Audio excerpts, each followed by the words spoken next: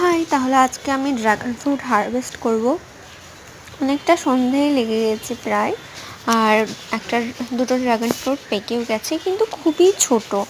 এটা ছোট হয়ে লাল হয়ে গেছে, মানে আর বড় হবে না। এটা পেকে গিয়েছে, এটাকে তুলে নিতে হবে, না হলে যদি আমি না তুলি এটা পচে নষ্ট হয়ে যাবে। তাই আমি দুটো ড্রাগন ফল তুলে নিচ্ছি ঘুরিয়ে ঘুরিয়ে।